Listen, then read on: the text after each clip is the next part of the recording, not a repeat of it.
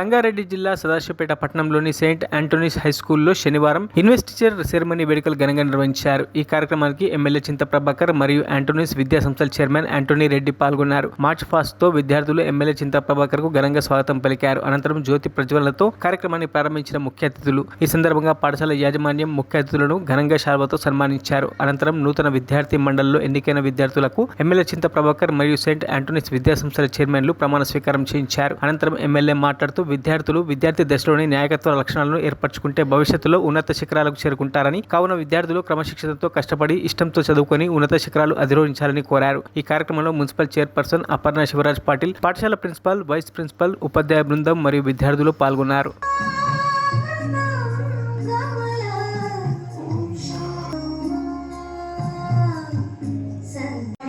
Ashrita and head boy Abhiram of 2023-24 academic year with a bouquet to welcome our chief guest Sri Chinta Prabhakar Garu and our as the head girl of St. Anthony's High School, I pledge to uphold the values and traditions of our esteemed institution. Head boy, ఇది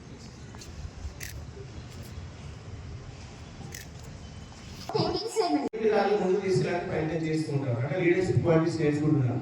అలా మీరు కూడా వారితో సహకరించి ఈ పాఠశాల నుంచి మీరు ఏం నేర్చుకుంటారు, ఎలా ముందుకు సాగుతారు, అది విద్య కావచ్చు, క్రమశిక్షణ కావచ్చు, తర్వాత మనం ఇంప్లిమెంట్ చేసే యాక్టివిటీస్ కావచ్చు.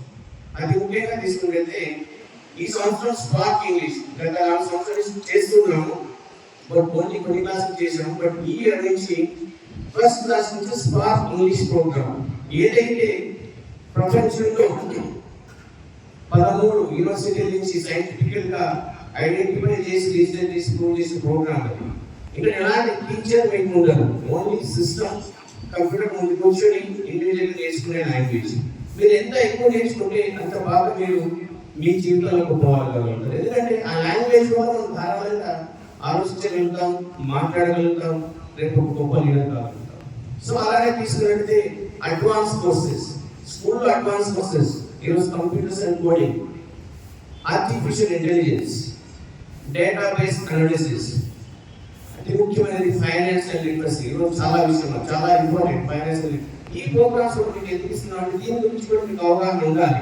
అంటే తల్లిదండ్రులు ఎంత ఇబ్బంది పడుతున్నారు, ఒక స్కూల్ పాఠశాల ఫీజు కట్టి చదివించడానికి ఫైనాన్స్ లిటరసీ నేర్పుతుందంటే డబ్బులు ఏ విధంగా మనము సేవ్ చేయాలి, సంపాదించడం ముఖ్యం కాదు, సంపాదించడం ఏ విధంగా ఖర్చు పెట్టాలి, ఏ విధంగా సేవ్ చేయాలి అనే దాని కూడా నేర్చుకుంటే ఈ స్టేజ్ నుంచి మీరు నేర్చుకుంటే ఖచ్చితంగా మీరు గొప్ప వాళ్ళు కలుగుతారు. ఇలా తీసుకుంటూ పోతే మనం సదాశివపేట స్కూల్లో చూడండి, మీరు ఇంకా నేను మన ఓనర్స్ అడిగి పైన మొత్తం ల్యాబ్స్ చేశారు.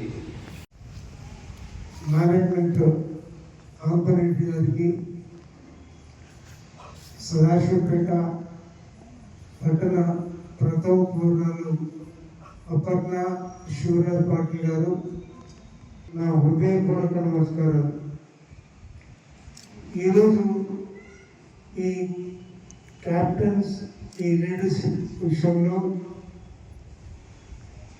మీరు ఏర్పాటు చేసినటువంటి ఈ కార్యక్రమం ఈ పాఠశాలకి ఆదర్శం. మీరంతా ఈ పాఠశాలలో ఉన్న విద్యార్థులకి ప్రతి యాక్టివిటీలో